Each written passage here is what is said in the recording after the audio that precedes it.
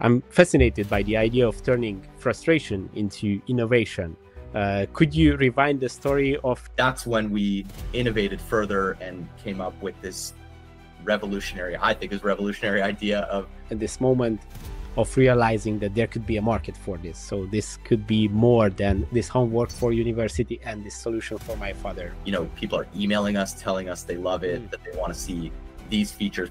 Even people complaining about it, to us is a positive signal, because it's such a cool community, because everyone's so passionate about wine that if all else fails, you can always talk about wine, and you can talk about your love for collecting. I don't even think I've ever told this story, so I'm kind of excited to tell it. First time with Wine Inspires. Yeah, the best way I think to pitch to people is to just have a conversation. Our mission is still to make wine collecting easy. Such a common trend is like starting in California, ending up in Burgundy or Bordeaux. That experience is like, you cannot compare it to any financial returns on your wine. Hello everyone, this is the Czapp podcast, and today my guest is Josh Daiter, who is the founder and CEO of InVintory. It's nice to meet you, Josh. Welcome on our podcast. Thank you so much for having me. I'm thrilled to be here. Of course. So I think we should begin to clarify for the viewers who might not be familiar with InVintory. How would you define InVintory in one sentence? Yeah, so InVintory, simply put, is a wine inventory management system. So we use software, AI, we use 3D modeling technology to help you manage and track your wine collection better than you were before, if you were at all. So that's pretty much what InVintory is in a nutshell. Obviously, there's so many different details and things to talk about here, but that's what we do. Of course, and we are going to delve all into that. Josh, I'm fascinated by the idea of turning frustration into innovation. Could you rewind the story of your father's issues with his collection, the broken bottle, and all that story that sparked the idea for InVintory? Yeah, so with every story, there's obviously a story behind the story, or sort of the truth behind the story that is commonly told. So yes, it is true that my dad broke a bottle, and that was the impetus of the company. But the way that this really started, before all of that, there was some discovery of what we can do here. And I was graduating from university, doing a computer engineering degree. And then I went to do a master's of entrepreneurship, because I kind of fell in love with business and starting a company and building apps and all that stuff. So during my time doing that master's of entrepreneurship, we had to pick a project that we wanted to move forward as our business. And you basically build a business through the master's program. I had this little side project on my computer that my dad, we talked about building a better version of a wine inventory management system, because he kind of looked all over the internet and couldn't find anything that solved this problem, specifically where bottles were. So at that time, I had this project that I barely started. I think I just created it and didn't really write any code. And I said to myself, you know what, this seems like a good project to pick up and take on as my business through the master's program. So I spent pretty much 6 to 7 months just building what was the first version, or even like the beta version or alpha version of InVintory at that time. And through that process, I was able to get it in my dad's hands and learn a lot about what worked, what didn't work. And at that time, when we were about to launch, he actually at that time, we didn't have any kind of 3D modeling technology, no location management kind of thing. Okay. And he was looking for a bottle to drink in Florida, and he was pulling all the shelves out. And finally, the bottle that he was looking for rolled off the shelf, broke, smashed everywhere. And at that point, it was kind of like the impetus for like, we got to really solve this problem of where are my bottles? Because if I'm just pulling out shelves looking for all my bottles, I'll never, it'll take me forever to find one. And ultimately I broke it. So that's when we innovated further and came up with this revolutionary idea of VinLocate, where you can use a 3D model to find where your bottles are. Okay, so if I'm understanding correctly, you already had the idea of making an inventory app, but the idea of this 3D locating technology came later, Yes, exactly. So we did have the idea of making an app.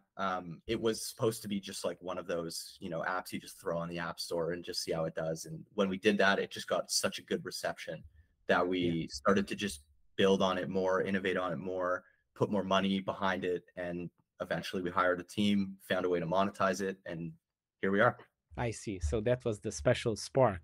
At this point, have you been into the wine industry? Were you interested in wine at all, or was it more from your father's side? Yeah, that's a great question. So I was in university when I started this, so I was Okay. more into beer and other types of liquor. But my dad and my mom have always been into wine. It's one of their passions. So kind of through osmosis, I was learning more and more about wine. I remember in university, me and my friends would just buy really cheap bottles, and we thought we Mm. were posh and cool for drinking wine. We were really drinking like some low end $20 bottles of wine. Nothing wrong with that, by the way, but that's where we started. And then through InVintory, I just got introduced to so many different parts of wine that I never thought of, like the data and the history behind wine. Where did these bottles come from? How do you make wine? Um, even just like the brands, the different big brands in wine are really cool, and the families behind those, and the terroir and all that stuff. So just getting into it and having to build software for wine allowed me to just discover more about it and kind of fall in love with it that way. When you had the idea at the beginning, when was the moment, and what sparked this moment of realizing that there could be a market for this? So this could be more than this homework for university and this solution for my father. How did you realize? So after the broken bottle, when we innovated and created the 3D modeling technology, we decided to, put on the App Store and just see what the reception was going to be like. And at that time, when we put on the App Store, we did throw some marketing dollars behind it. So, not all of it was just completely organic, but we very quickly got 20,000 downloads. And what we noticed Mm. was out of the downloads, our retention was quite high. So we were seeing like 60 to 70% retention of people that stayed for quite a long time after that. And so that was a very positive signal to us that there could be a business here based on the fact that, people are emailing us, telling us they love it, Mm. that they want to see these features. Even people complaining about it to us is a positive signal because it means that they want something that Yeah, we don't have and they they are want using it. to Yeah. improve. They're using it. So that was really the point where we were like, okay, we should really start pouring more into this. I see. I'm curious about the feedback. You mentioned receiving emails and everything. I'm sure that wine is and the wine collecting is more than just a collection of bottles for your users, for your father. Have there been any like special stories that you had from users of InVintory connecting with their collections, or some interesting? Yeah, I mean, here's one that's more on the morbid side or more on the like depressing side of things. I hope that this is okay for the for the sake of the story, but we get actually quite a few people who have large collections and they tell us all about their divorce and that they're going through a divorce and that they need help to get their wine valued immediately because they're going through this large divorce, Mm. they're going through court and they need to split up the assets. So I mean, we hear a lot of that. Well, two or three of those, so that's been quite interesting. I hope that that's not too morbid for the topic of the podcast, but Actually, when you said morbid, I had an even more morbid idea. I thought that you are going to say some inheritance, or when people. we do hear that too. Yeah. I guess Yeah, morbid's the wrong term considering it's more related to death, but yeah, more of a sad yeah. story. I see. I see. Yeah. But yeah, people tell us all the time, like about, we'll get emails of people telling us how much they either love or don't like the product. But then the second half of the email, which will be even longer, will be just talking about wine itself or Mm. like talking about specific bottles that they own. Because I feel like for them, it's an outlet for them to talk about their wine collection where maybe they don't have a lot of people in Mm. their community who would understand or relate to really loving their wine collection or loving wine. So I think that in that sense, it's such a cool community because everyone's so passionate about Yeah. wine that if all else fails, you can always talk about wine and you can talk about your love for collecting. That's an interesting aspect. I also noticed this this side of the wine industry, every single place online is where there is wine content or forums. There are people who write so long paragraphs and they are so passionate. It's so interesting and unique. I didn't see this in any other industry. Maybe I'm not so deep into any other places, but this is really an aspect that you can see And that this wine was something people. that really shocked me when I started InVintory, because as someone who knew nothing about wine, I questioned how big the market was, because I was thinking, is this something that's worth putting effort towards, considering I don't know how many people have wine cellars, have wine collections. I don't know anything about that market. And as we did more research and even just launched the app, I was blown away with the amount of passion behind this topic that it really flipped my entire mindset. I'm like, oh, it's not that there's something here, it's that there's something huge here. Like it's completely untapped. So you have the idea, you know that there is something huge here. How do you start? What were the first steps? Yeah, I mean, I think the first step is to and people always are afraid of that first step, because I think that they want to do things right the first time, but the first step is to just take the first step. It sounds kind of not very intelligent to say something like that, but it is, just do something that's going to get your product in people's hands, or do something that is what you think going to solve the initial problem. So that's really what I think we did, is we didn't really care if this was the right way to do something in the product or the wrong way. I think we just put it out and we just listened to feedback. And I think that that's always what people need to do when they're launching a product, is just fail first and then iterate quickly. And people can't be afraid to put something out with the fear of like, did I get it right the first time? Because I'll tell you right now, we're 4 years into it and we still don't have things right, but we're still moving up. So I think it's always a learning process. So less preparing and planning and more action. More action. I think you can have paralysis by analysis if you just spend too long doing research and all this stuff. Run small tests, figure out what works quickly, figure out what doesn't work quickly, and move forward. Of course. So no great product is built without challenges. And I know that you faced some skepticism at the beginning. Could you share some stories about that? Yeah, I actually, this is, I don't even think I've ever told this story, so I'm kind of excited to tell it. First time on Wine Inspires. Yeah, first time. So when I was actually doing my master's program, we had to come up with a business plan and a deck and all that stuff for what your business is going to be. And it's actually funny how similar the business plan and the deck is that I came up with 4 or 5 years ago to how the business has evolved today. It's kind of funny how some of those ideas resurface, but we had to present this deck and this business plan to a panel of judges at school. And these were just like investors who might have sold the business or just have a lot of money and want to put money in, but they weren't actually going to invest in any companies. They were just giving feedback. And I remember I pitched InVintory at that time, and someone was challenging me on it, saying like, yeah, this is never going to work. I know someone in China who has a wine collection, and I'm telling you right now, he doesn't need this, which I thought was weird because you didn't even ask him. But he was just saying, yeah, like there's just no way that something like this is going to be viable in the market, and just tearing it apart. And so after that, I went up to him because I wanted to just get a little more insight into why he felt that way, because he wasn't being very specific. He was just saying it wasn't going to work. And I vividly remember he was ignoring turning to me to talk to me. But when he did turn to me, he had like 20 seconds. And what he said to me was like, you seem like a smart guy. Give it up and find something else to do. And that's all he said.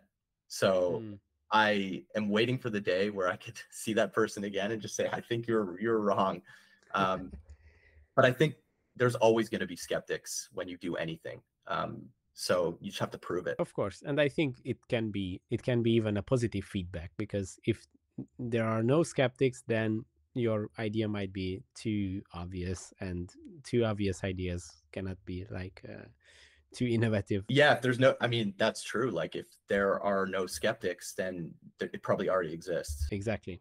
So how did these feedbacks like change your approach, or how did you master this talking to investors? When did you start to talk to real investors? It kind of never, after that experience, it definitely hit me pretty hard because it was my first negative experience with someone pushing back on the business, which is humbling in a way, and you kind of need that. You can't always have people there just cheering you on all the time. Like, you do need people to challenge you. It's funny though, because our first investors actually weren't legitimate, big institutional investors. We did our first fundraising round with our actual users. So we sent out an email to our user base and said, hey, we're doing our first round of funding.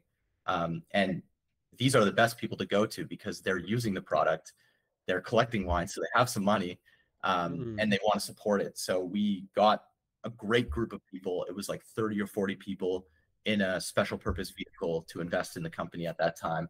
And there are early adopters and our ambassadors, and we really appreciate them. But selling the investment to those people was much easier because they're already using the product and they get it. I see. That was a very smart strategy. And after that, did you start working with like larger investors, or did you keep this team? Yeah, we just closed our second fundraise. So that first fundraise was a year and a half ago.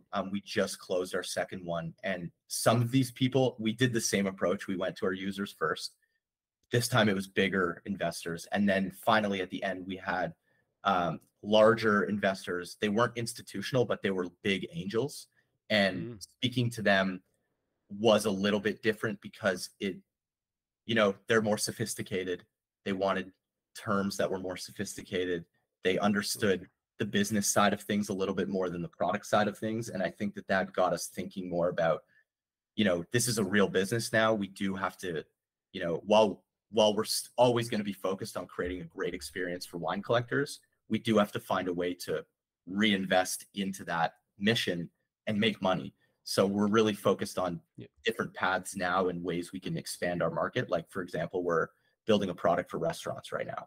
So we're finding ways to apply the technology into other spaces. I see. Did you have like a special strategy or a way of pitching to investors? Yeah, so I love that question because I think traditionally, a lot of people think that they need to create a deck, which you do. I think a lot of the times you do need to create a pitch deck, but you don't need to sit on a call with investors and go through the deck. We spent months doing that, and it just bores people to death. I think when you give them a presentation, people tune out. The best way, I think, to pitch to people is to just have a conversation. So get on a call, no deck, just talk about the business, get them excited, talk about where you're headed, talk about some of your successes, and that gets them interested and engaged because they start asking questions. It becomes more of a two-sided conversation. And then from there, you could just send them your deck. And by that time, like, they understand the business, they're bought in.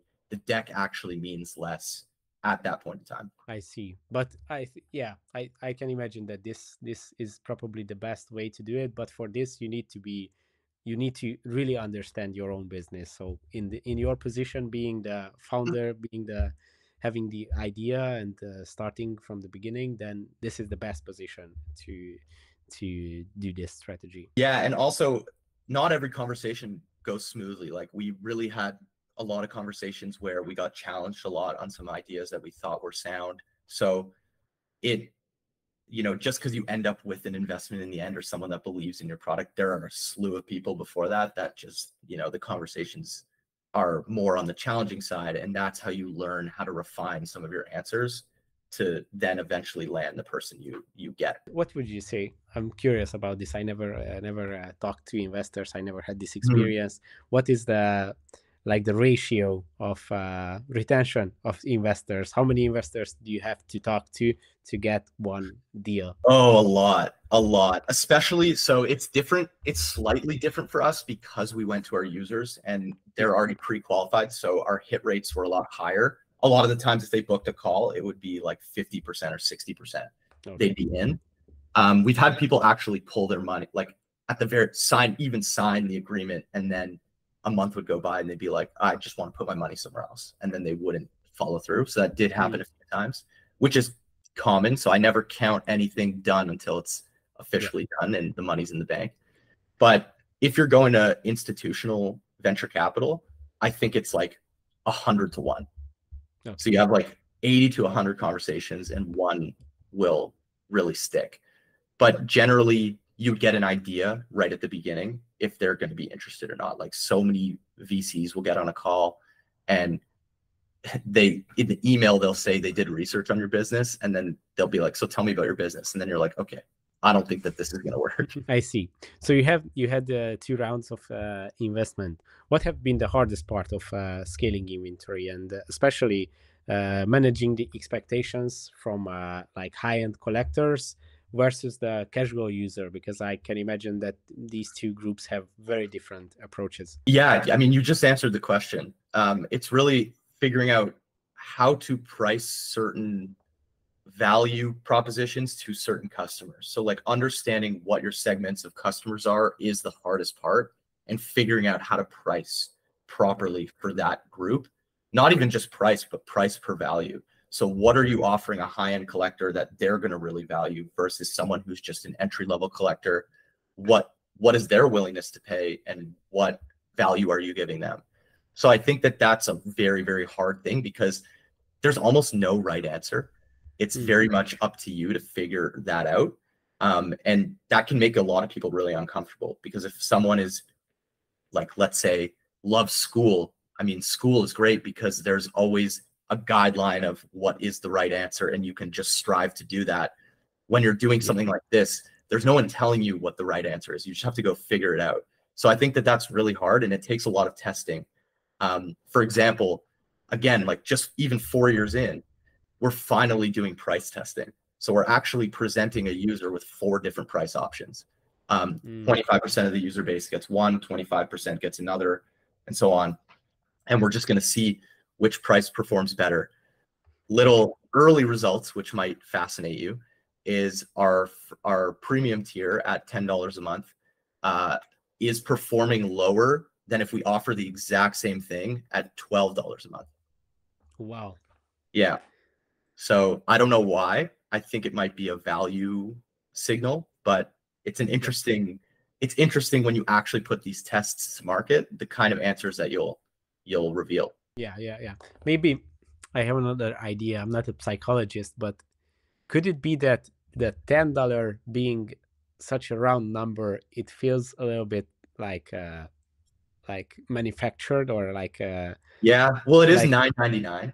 So okay, it but 12, However, 12 being such a random number, you could feel that this is like the value was really throughoutly thought through, and they decided that it is worth $12. It's a very specific number. It's an interesting point that you bring up, because I read somewhere that some other company was doing price testing, and they discovered that they compared $12.99, or it was like $13.99, with $13.79 or something, and the 79 performed twice as well as the $9.99, as the 99 value. So just the cents number can signal a different psychological trigger. Interesting. But this result was probably you've been happy about this result, being the higher price was performing better. So yeah, and I think ultimately what's interesting about that too is there are going to be people that won't subscribe because it's now too high,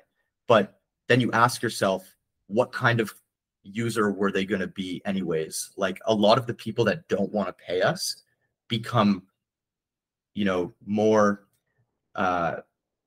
like they email us a lot more, or they complain a lot more about the product. Maybe some refunds, and it's stuff like that. Whereas the people that are just paying and are happy with the product don't email us as much, and it becomes a much cheaper way to operate.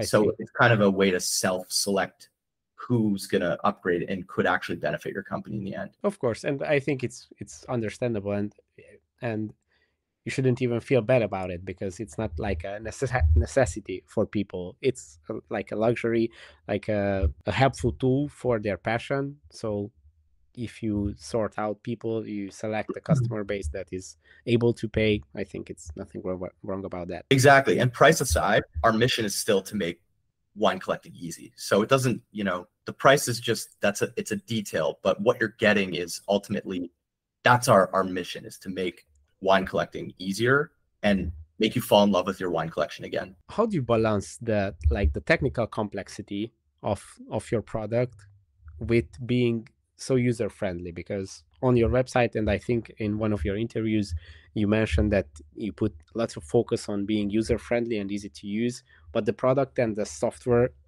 the technical side behind it is very complex. How can you balance these two things? It's tough. You have to test a lot of things in design first. So something that we're also beginning to do a lot more of is user experience testing.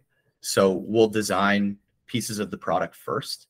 We'll create a prototype of that, which basically is like a click through of the design. It's not actually built yet. We'll test that out on users, or we'll get feedback on that process first, because we obviously want to prioritize the user experience side. And then when we've nailed that down, the technical side is quite easy from there, because as long as we're confident in what we're building, how to build it is the easier part of it. Now, obviously, there's some areas where that's not true. Like if you're really leveraging a ton of AI, or you want to automate an entire process, sometimes there's more of a conflict between the experience and the technology. But ultimately, we take an experience first approach and we figure out how to do it later. I see. That makes sense. This wine collection is a pretty niche market. What were the challenges of marketing it, and maybe the benefits, if there were any benefits, of being such a specific and niche industry? Yeah, it's hard to reach wine collectors. I think that's the toughest part, and something we're still figuring out. But we're doing a lot of advertising on Instagram, and they do have very granular filters that can get down to someone who's quite interested in wine. I think the ultimate challenge is to convey the benefit of what our product offers, without getting into the technical details of like everything it do. So when we create ad creative that goes on Instagram, we're very much focused on like, what is the use case? How does a collector behave when they go down to pull a bottle out of their cellar? What, things do they think about before they go and select a bottle? Is it what they're having for dinner? Is it, A, B, C, D, whatever it might be. And we try and put ourselves in the shoes of a collector. I mean, a lot of us are collectors, so it makes it easy to just figure out how to get in touch with them. And I would imagine the wine community being such like a connected and passionate people, I would imagine there should be quite a significant organic growth. Wine collectors recommending to each other in communities, wine tasting events. Yeah, it's so true. It's such a connected community and passionate, and I think that's why we always hear like, I was using InVintory at the dinner table, and my friends were like, "What is that?" Or I was showing them my 3D Cellar at the dinner table, and they were really curious about it. And then we got a new customer because of that. So that happens actually quite often. And we see this a lot also on Reddit. Under the wine subreddit, there's a lot of people who often talk about what's the best wine inventory management software. And it's always like Cellar Tracker or InVintory.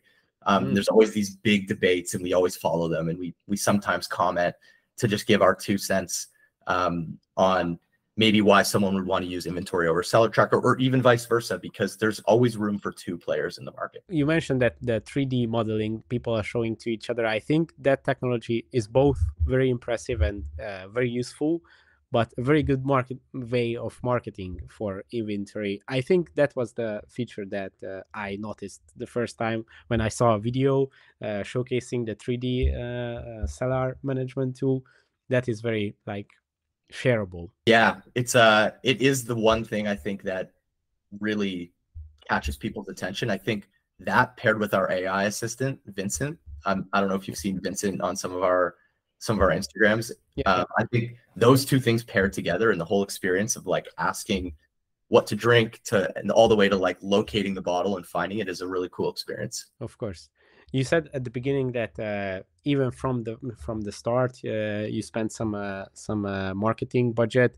So was that on Instagram marketing? Yeah, that was on Facebook and Instagram marketing. This was before, I don't know if you remember when Facebook and Instagram, Facebook changed their algorithm, and there was a whole issue around privacy, and they blocked a lot of apps from you have to now ask, like, do you allow to share your information?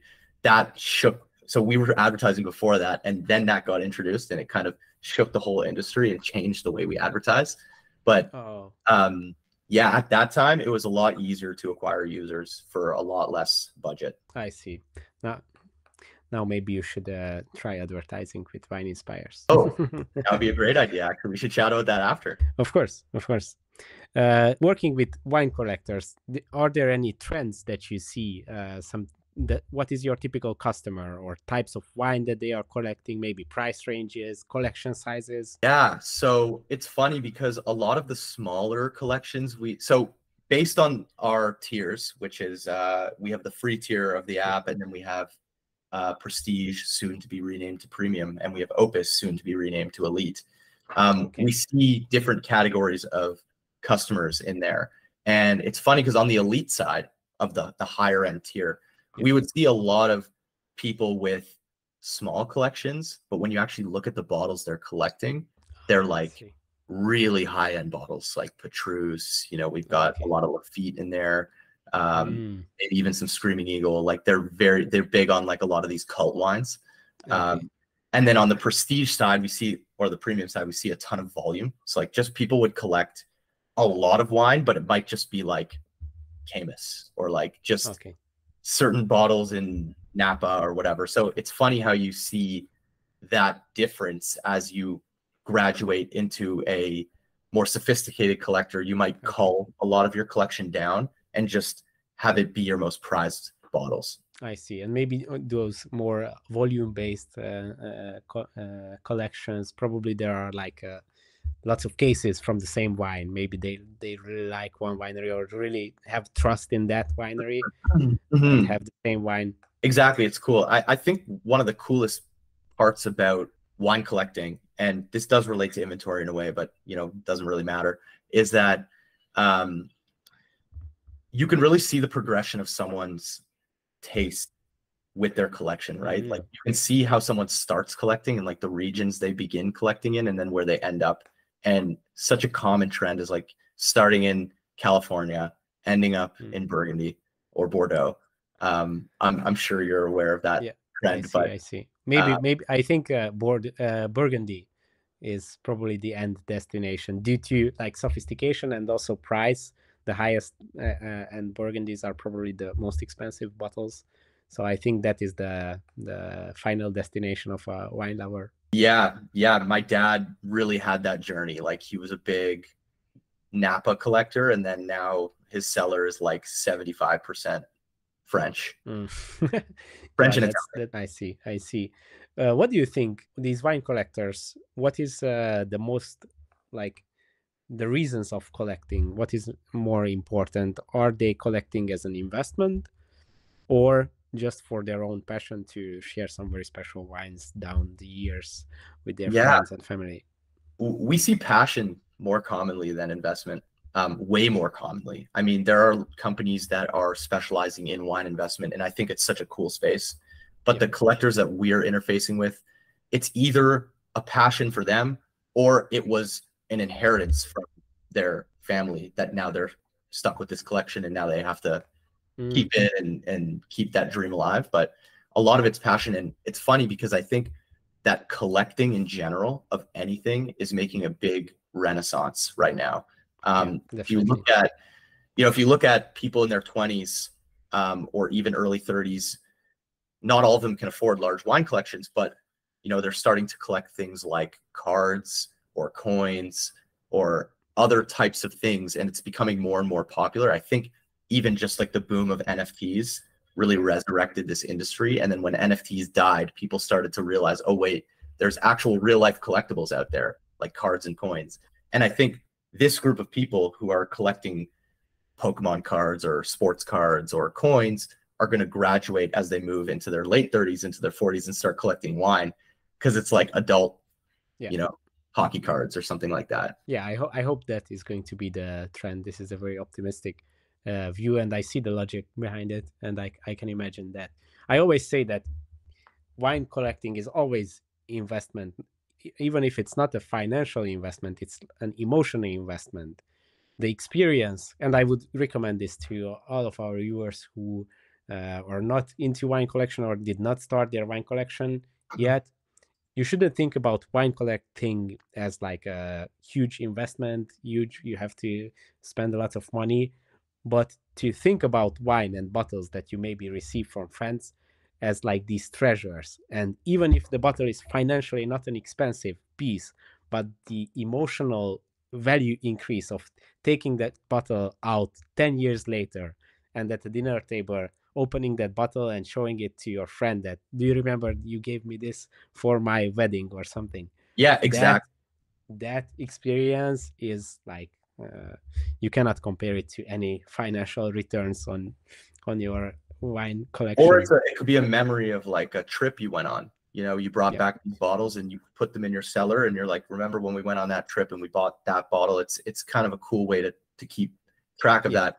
I heard someone once say to me a month ago, actually, said, you know, I view each bottle in my wine collection as like an NFT for a great night out or a great night in with with my friends.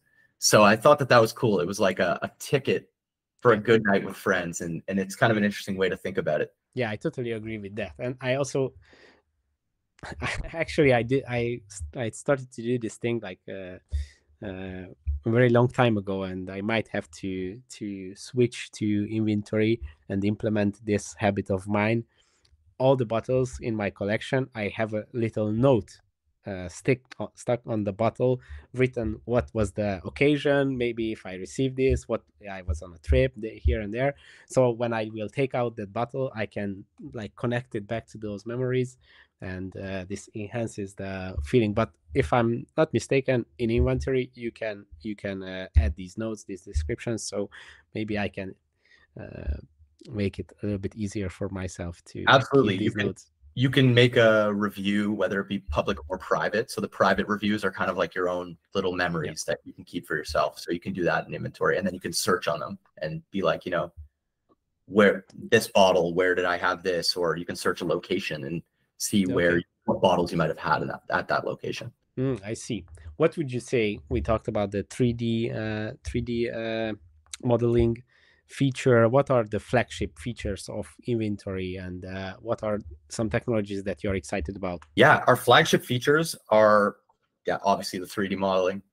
We have that AI assistant, which is really cool. We're going to continue to expand on it in so many different ways, not just helping to recommend bottles in your collection, but I really see the future of InVintory as we move forward to be voice driven. So you could actually have Vincent be kind of like your cellar manager, where you can ask Vincent to add bottles for you, remove bottles for you, move bottles for you. I think that's the future of not only just for InVintory, but a lot of companies where, you know, functional user AI. interface, exactly, functional AI, and having it speed up time for you or save time for you, I should say, and make life easy.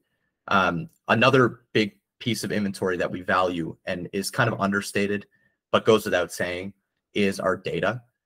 We have so much data around all of our wines, and we're continuing to collect more and more data, whether it be price points, regional descriptions, varietal descriptions, images, you know, producers, anything and everything that we can find about a wine. We want to make sure we have it.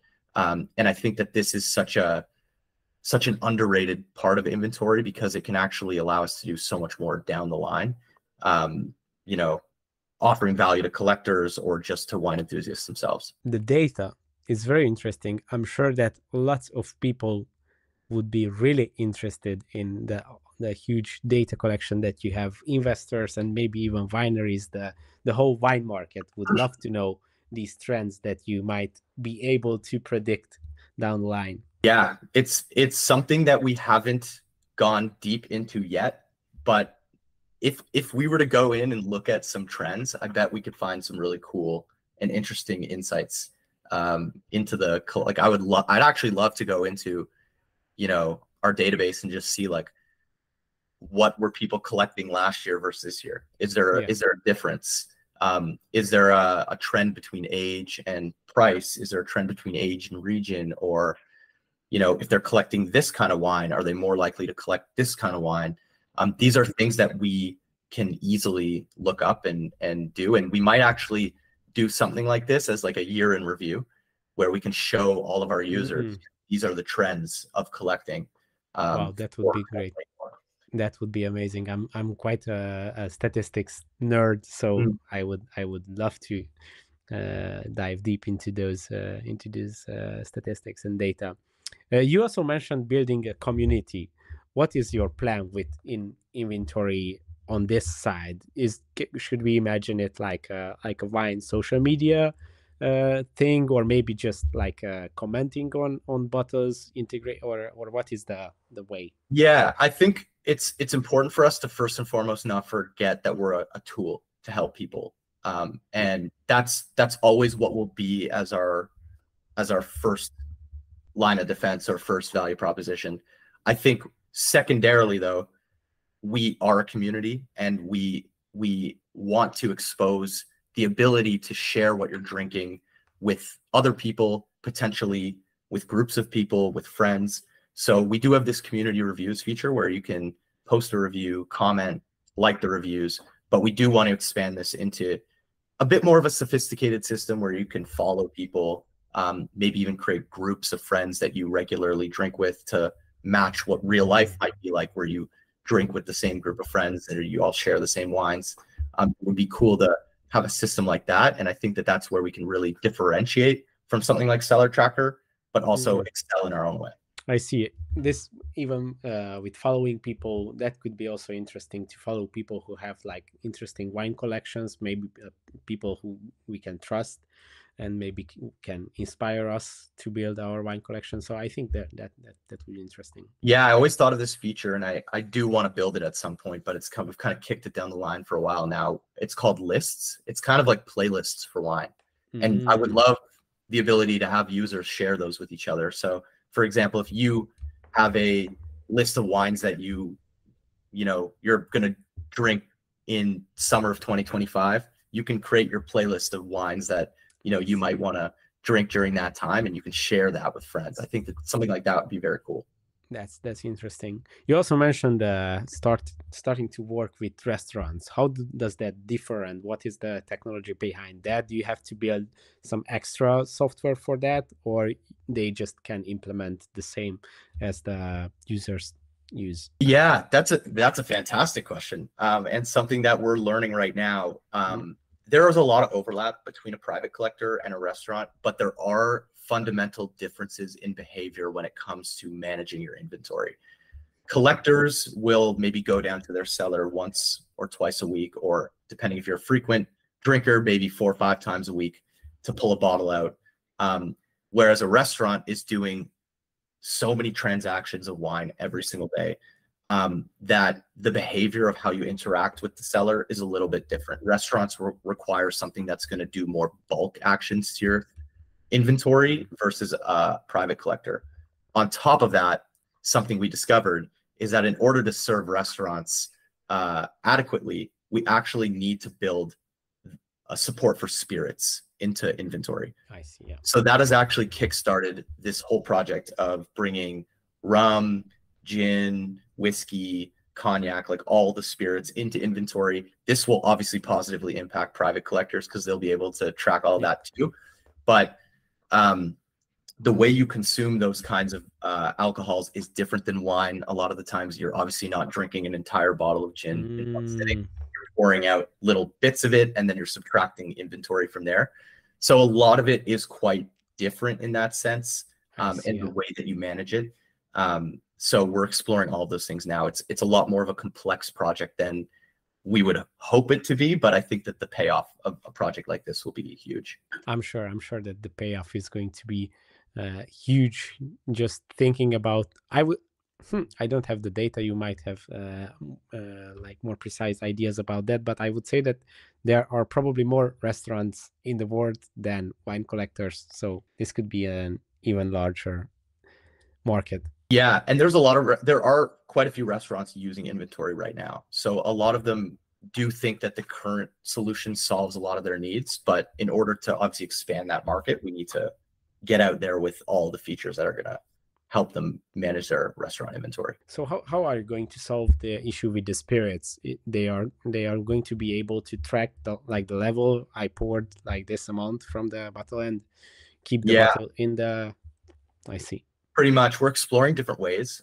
Again, like we view ourselves as an innovator. We view ourselves as this might be an ambitious thought, but we think of us as the Apple of wine collecting.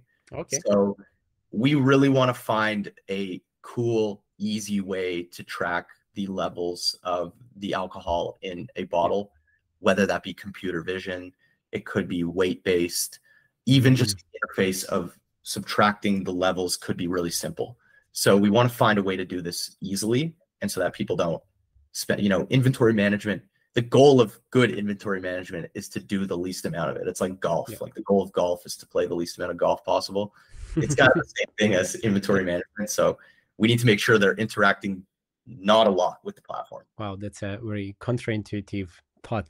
Yeah. And I think it's a very rare for especially in the software market, to be in this situation that the goal is for the users to not to use the software, but to use the least time possible. I think with the vision-based technology for tracking the amount with spirits, I think that would be probably the easiest, because it's pretty easy to calculate from a standard bottle. For even for the spirits, maybe they have every single spirit have a special shape, but once you know the volume, then with the simple image, I would think that this can be solved. Other than the bottles that are not transparent, that's a different challenge. But see, as you think about it more and more, the challenges come up. Yeah. Okay, so maybe this is not the way, because if it only solves one segment, then it's probably not the best solution. I mean, if it's works 70% of the time, that's good enough. If you're doing something only 30% of the time, that's a pretty big difference. So could still work, but it can't be the only solution. Yeah, I see. You also mentioned trading, wine trading. Maybe you want to tap into that. What is the plan on that side? Yeah, we've talked a lot about this. We've even gone down the path of designing an entire feature around auctioning and trading through inventory. And the one thing that we keep getting stuck on is the logistics. The logistics and the legality of doing everything cross-state, or even like for us, we're based in Canada and most of our business is in the US. And the markets are so different in the alcohol liquor legalities that it's difficult to come up with a one-size-fits-all solution. And the more we've gone down this path of exploration, the more we realize, like, okay, do we want to be a logistics company or do we want to be a software company? And I think that's the ultimate question that we had to answer. And we decided ultimately to be a software company. So we've spoken to a few companies that specialize in the logistics around this. And how we can maybe integrate with that. But it's such a large project and we have things that we want to do first that we're going to kick this one down the road. But there's such a massive opportunity here. So many collectors, lots of inventory to move, lots of people probably interested in each other's bottles. I think that there's an opportunity here, but executing it's going to be the hard part. So keeping the idea, but maybe postponing it. Postponing it till there's a time where we want to tackle it. I see. Yeah, I do agree that there is an opportunity here, and you should definitely explore it. At the beginning, you mentioned that obviously when starting and you were in college, you were just getting into the wine industry. How did your taste evolve during these years, and what are your preferences now? Maybe some favorite bottles? Yeah, so I had the fast track through wine because it wasn't very natural for me. A lot of it was forced because of the work I'm doing. So I actually did really start in like sweet, jammy, large wines, wines that almost you need food to have them with, but I would just drink those, on its own because I just like the taste. And then very quickly, and I mean very quickly, like in a matter of a year, I think I switched to, more complex, less sweet wines, wines that just have, you know, more to it than just the sugar level. And then from there, I actually discovered white Burgundy. And ever since then, that's my favorite type of wine. And I can't, you know, I love it because you don't need to have a meal with it. You can just pour yourself a nice, it's refreshing. It's a great summer wine. So that's what I'm drinking now. But I remember, and I don't want to name the wine because I don't want to slander it, but I remember I was when I was really starting to get into wine and trying to learn more about it. I went down to my dad's cellar and he said, just pick whatever bottles you want. And I picked this, it's like a classic, just big jammy Napa wine. And I remember had a glass of it and I was like, oh, this is amazing. It's the best wine I've ever had. And then me and my friend were just, we just had a good night. It was like 4 hours later, we had a couple bottles. And I remember the last sip of the second bottle, we were just like, I don't like this anymore. Like, this is way too sweet for us. So that kind of turned me off of that kind of wine just in one sitting, because it was just too much of it. Yeah, too dense. Did you have any experiences with customers, maybe wine collectors in person? Did you visit any interesting wine collections? Oh yeah, one of our advisors actually has a crazy wine cellar. It's it's in San Francisco. It's like a medieval dungeon kind of. So you go in and it's like a spiral room. In one corner, there's a suit of armor, which is great. Like a suit of armor. A giant table in the middle of this circular room. I think it holds like 10,000 bottles. And a giant tree chandelier in the middle. Like, it's the most beautiful cellar I've ever seen.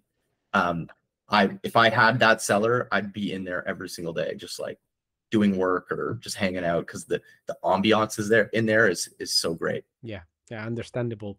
I can imagine that it probably it is quite challenging to do a 3D model for this kind of cellars.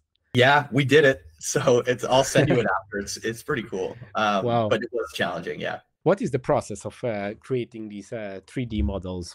How do you do it? Yeah, so what we do is we typically ask for the user to take a video or take a bunch of pictures of their cellar. Video and pictures together is the best way, because we get the little intricacies of the angles and stuff, or we get to see that a certain section is 3 deep instead of 2 deep or something like that. Or we'll take their CAD drawings from their cellar builder if they have them. And from there, we have a couple people on our team, Victor and Movin, and a couple other people who will actually go look at these, and they use 3D modeling technology to build out each section. And they'll even put in things like the textures of the floor or the brick of the wall or something like that, to just give it more life and personality. And I think that that's really appreciated by a lot of our collectors, because it looks exactly like how their cellar looks. Like, for a lot of people, we'll even put a table and chairs if they have that. There's no functionality to it, but it's kind of cool. So we'll do stuff like that. Maybe there is like a slight functionality for people. They can just understand the image better with all the details, so maybe it can even help. But isn't this a little bit of a double-edged sword? On one side, this makes the experience a lot more personal, and you can pay attention to details, and the models are perfect. But on the other side, how can you scale this? Isn't it a little bit challenging to scale this type of building the cellars? That's another great question. Wow, you're just on fire with great questions here. Yeah, it is a challenge. But what we're doing is each cellar we build, we can add these components into a library of things that we can then use later. Okay. So, for example, someone asked us to build a spiral cellar that literally, it's a staircase that just goes down. And that at first took us a week, but we've had a few people ask for that component ever since, and we've been able to just like drag and drop it in. And then doing the textures and all that stuff, that's just easy little details. Like, that doesn't take as long as building the actual cellar. But for the most part, we've got just a component library of drag and drop items at this point that we can use to build the cellar. I see. Yeah, that makes sense. And as I saw on the website, you give like offers, price offers for each specific seller. So is it based on the like the amount of bottles for each seller, or It's what are usually the details complexity. that determine the price? It's usually complexity, like Mm, how big the physical seller space is, or if they have a component in there that we've never seen before. It's going to mm, cost us more money because it's going to take us more time to do it.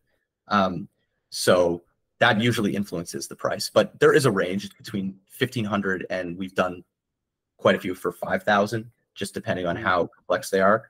And we're pretty open and transparent with the end collector. Like we'll say, hey, this is why the price is this way because X, Y, Z, and it's going to take us this long to do. So, and usually they understand.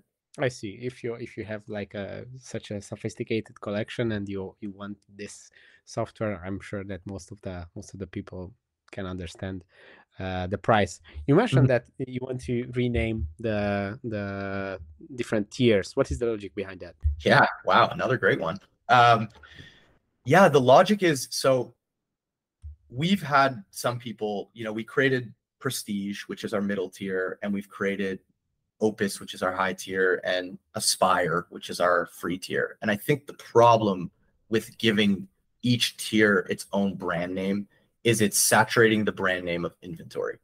So Okay. we've had people say, or we've seen this before, where they've promoted Opus with no mention of InVintory because Opus is a standalone Yeah. thing that we've created as a brand, but we don't want that to be the brand. We want InVintory to be the ultimate source of the brand. So simplifying it down and just calling it free, premium, and elite is an easier way to just say like, oh, I have the elite tier on InVintory or the Yeah. elite product of InVintory. Also, a lot of people don't remember the name Prestige. Like they just call it premium anyways. So Mm, why aren't we meeting them where they are and just calling it what they're calling of it? course. Just makes things easier. Yeah, and probably even when people are on the website about to buy, it's a maybe for some people it's a little bit more confusing to use fancier words. This is going to be, I think, more straightforward. Also, an interesting thing that I noticed in the wine industry, there is another very prominent brand that Yeah. uses the Opus name. Is there any connection, or was this just hazard? No connection, but it's hilarious because there's not just one. There's a like here in Toronto, there's a restaurant called Opus. There's other Mm. people who have said, "Oh, we're launching a product who we work with. We're launching a product and we want to call it Opus." So thank God you're changing your name. And it's like everyone loves that name Opus because it's such a Yeah. sophisticated type of word. But yeah, like I think we're just one of many people who are using that term, and I think we just need to pull out of that game. Yeah, especially it's not your brand name, so it's just like creating extra Yeah, confusion, as you exactly. It's not mentioned. our brand. We want people to remember InVintory and not Opus. Yeah, yeah, they already remember Opus One probably.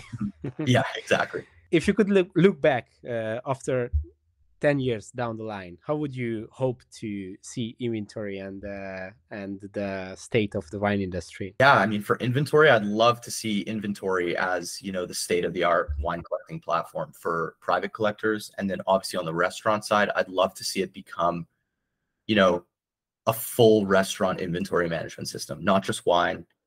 It will include spirits, but maybe we evolve beyond that. Maybe we do some of their food. Maybe we become a POS system. There's so many things we could do down the line with the Wow. restaurant side and spin that off into its, a larger and larger revenue stream for us. That would be really cool. I mean, the ultimate goal is like what we're really good at is inventory management, building inventory management software, and we just so happen to love wine, and that's the industry we're in. But if we could really become the go-to for inventory management of anything, that would be awesome. For the wine industry, I'd love to start to see younger people collect more. I'm 28. No, actually, we are the same age. Oh, we're the same age. Oh, nice. Yeah, I mean, I'd love to see more people our age starting to collect wine, and I'm trying to get my friends into it, and I think it will happen but it would be cool to make wine collecting cool for young people. And I think that's ultimately what I'd like to see 10 years down the line InVintory accomplish finally, is like we've become a hook, or like the main hook for people to enter the wine collecting space at a younger age. Wow, that's a great vision. I wish you luck for with InVintory, and I hope to see all these exciting new upgrades and technologies implemented. On the second part of your predictions, I hope I can also help the wine industry. This is one of my goals, to bring in more young people, to educate people I about think you're wine already and bring. doing that with your Instagram page. Yeah, so thank you for doing this. It was a very exciting and interesting conversation. Hope to do it again, maybe later, to see what have changed with InVintory, and see you next time. Yeah, I'd love to. Thank you so much. I really appreciate you having me here, and what a great conversation. Loved every second of it.